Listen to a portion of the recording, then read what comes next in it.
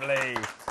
Yes, indeedy. Welcome to the Chelsea Football Fancast, fueled by Guinness, powered by celery, the show that still hasn't had a long enough lie down after the Chelsea match with Everton on Saturday. Now, I am Stamford Chidge, and of course the name of tonight's show is the Chelsea Football Fancast, the day football went mad.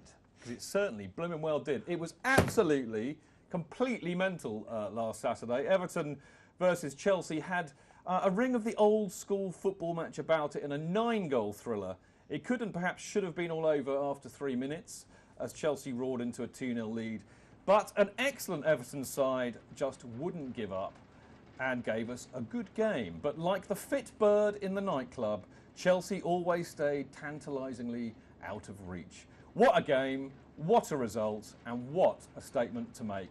No other sides will put 6 past Everton at Goodison Park this season, I guarantee you that. Now, joining me tonight on what should be a very splendiferous show are, in no particular order, we have Seb. Thank you. Round of applause for Seb. That's right. We have the lovely, effervescent Jonathan Kidd tonight. What beautiful adjectives. Lovely. Thank you. This show's turning into Strictly Come Dancing. Little round of applause for all the people. Last but by no means least, my great friend, a fantastic journalist in his own right. There is no pun intended in that. It is the fantastic Dan Levine. Yes! We're getting some appreciation from the benches. Talking of which, who have we got on the benches tonight? Should we have a little look-see? And there we go. Now we have, of course, look at that, we've got the regulars. The regulars are at the back this week. I'm going to go from the back to the front. We've got the lovely Andy Silverman. Yay! Yay! Yay! We've got the Gaffer. Hello, Gaffer. How are you tonight? Lovely. Hey, Gaffer. One Harry Baker. There's only one Harry Baker. Lovely. A lovely kind of pink shirt you've got on tonight, Harry. You're confident in your manliness. I like that. We've got the master of ceremonies on the benches. We've got the lovely Dan Sills. Evening, hello, Dan. How you doing? I'm all right, mate. Now, we have 2 very special guests on the benches this week, don't we, Dan? We've got the lovely Daniel Barsa. There we go. All the way from Australia. All the way from down under, mate. Isn't that great? And we've also got, last but by no means least, the lovely Aaron. Hey. There we go. Now, Aaron is Beth Wild's representative on Earth. He has been sent a deposition from Chelsea in America. How about those apples? Brilliant stuff. Now, on the show tonight, we've got, we're obviously going to have a look at Ross's ratings in a minute for the game, which are in fact Chidge's ratings. Just let's get that clear right now. Are they as low as normal? They are for the Everton game, and we're going to be discussing this mental game that we all witnessed on Saturday. We've also got the fannies for this week, as we always do, and we'll be awarding our man of the match, chant of the match, celery, and our Guinness moments. And you have half an hour, people out there, only half an hour to get your votes for these in.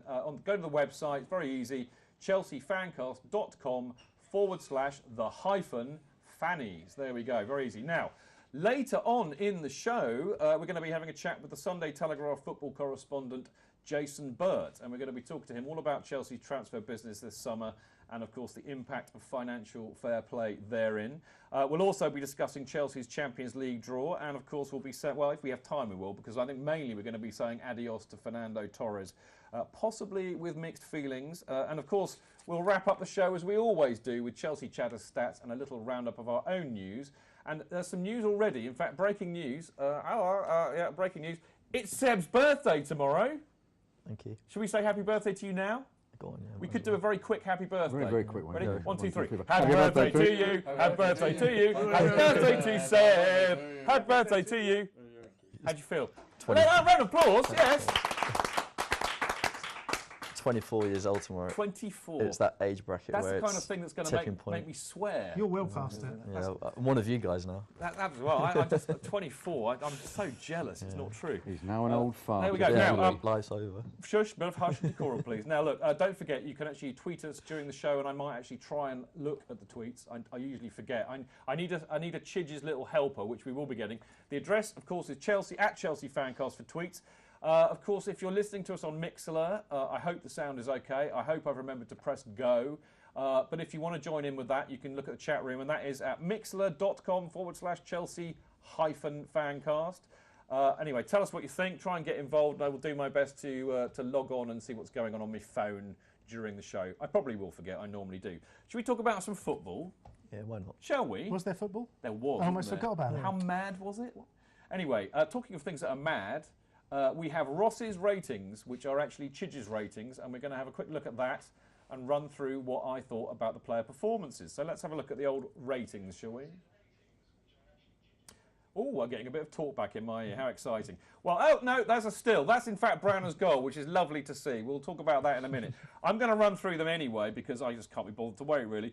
First of all, I awarded Courtois 6. OK. Was that because of his rollout towards the end? No, there are reasons why. There we go. Here's our ratings on screen now. We've got Courtois got 6. Let me just run through them. Courtois got 6. Azpilicueta got 6. Terry got 6. Cahill got 6. This is like the third week in a row I think I've given mainly the defence 6 and also given Branner the highest mark. He gets an 8. I've given in the midfield Ramirez 7, Matic 7, and then Hazard got 8, Fabregas got 8, Willian got 7, and Diego Costa got a whopping great big 9. And for the subs, Mikel got 7. And I decided not to give Luis or Drogba a mark because I didn't feel... Going by Ross's rules, exactly, they weren't on there long enough. So what do you have to say about that? Can I say that I think the Ramirez should be a 6? You know what? I feel he gives the ball away too much, even though he runs around like a dervish. Yeah, a whirling dervish, in fact. No, he doesn't whirl, but doesn't he still runs I think his arms and legs whirl. Well, that's twirl more, I think. Twirly, whirly. Yeah. I think Rami had a bit of a game of two halves, really. You know, he was very good going forward. He seemed to sort of have a bit of an involvement in a lot of the goals, and there were lots of them, but he just seemed to lose it a bit at the back. And he scored a good goal, very successful.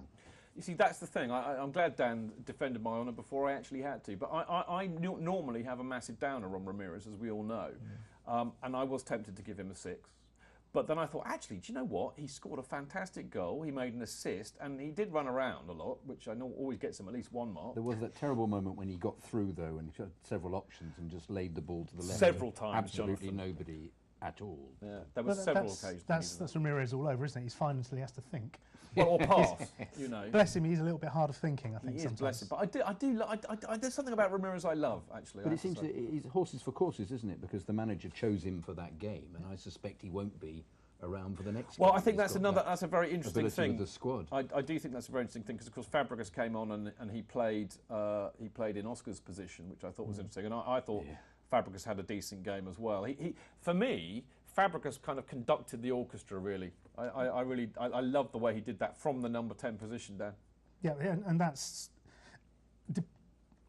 almost regardless of where he's been placed on the pitch. That's what he's done in the first 3 games of the season. He really has been the sort of the orchestrator of everything that's been good about Chelsea. So really exciting signing, looking very good. Do you think that in view of the fact that a lot of teams are going to park the bus, at Stamford Bridge, that we can call Fabregas the bus conductor? No. Does that sound a tumbleweed? Yep, I can see it whizzing across the screen. It's the kind of joke you appreciate but don't actually laugh at. Okay. Like a port. Yeah. Should I feel encouraged by that? Yeah. Okay, all right. I'm slightly it's clever. Okay, look, the main for me, I mean, again, the people who got 8, I mean, Hazard got an 8 and Fabregas got an 8. Branner, again, another Branner was wonderful. Stupendous performance. Yeah. Do you realise he was our second most effective striker? I've got a great stat here. 3 shots, 1 goal, 1 on target. The other one was obviously not on target, but statistically, he was our second best striker. How about that? Can I unleash a stat that Chadder has no doubt got for later in the game? But it's that he's the last. Who was the last Chelsea player to score in his first 3 Premier League games? Mutu. Exactly. Well, a bit worrying that, isn't it? Yeah. But you say that, but I mean, surely, Costa has to get a 9. I mean, Jose said it afterwards, didn't he? He said it's the most complete performance that from a centre forward. I loved it. I mean, 2 superb goals, getting in Coleman's face, squaring up to Tim Howard, Taliban Tim, as I now name him, squaring up to Howard, not taking a step back.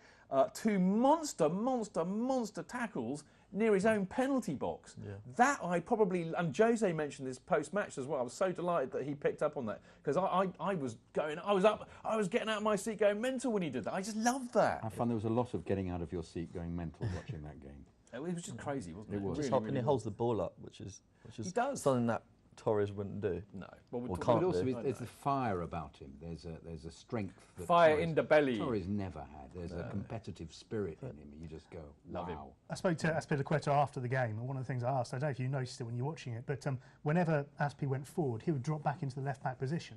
And how long has it been since we've seen a striker for Chelsea do that? Well, Didier Drogba, I suppose, is the Yeah, last but do you one, know really. what? Actually, those tackles he made near the penalty box, they reminded me of Drogba. That's what Drogba used to Yeah. do. The other thing I was quite impressed by is it was Hazard's tracking back. He kept, because of course Coleman's quite a threat going forward, and Hazard made a big effort to get back, didn't he, Seb? I thought Hazard, attacking wise, wasn't great, but obviously that Second half burst. possibly better. Yeah, that burst to score for the own goal was amazing. I mean, once he's got past you, that is it. It's game over. Going backwards, I thought he actually had a really good game, and we've seen maybe for the last 18 months that he's kind of decided to go track back now, and it's important to his game. If he wants to be a great player, he has to do both sides of the game. Yeah, exactly. We've got to go for a break in a minute, but before we do, let's have a quick look at what the benches, or see what the benches have to say about the ratings. Are you generally approving the ratings this week, benches? Yeah.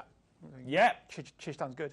Okay, I'm liking that. You're approving it. I feel we can now go to a break happily, knowing that they I don't think approve. you should be encouraged about these sixes I you do. give everybody. No, I think it's Ross's rules. Right, we are going to go for a very quick break, but we will be back after that to talk more detail about the Chelsea-Everton game. I, for one, cannot wait. We will see you in a minute.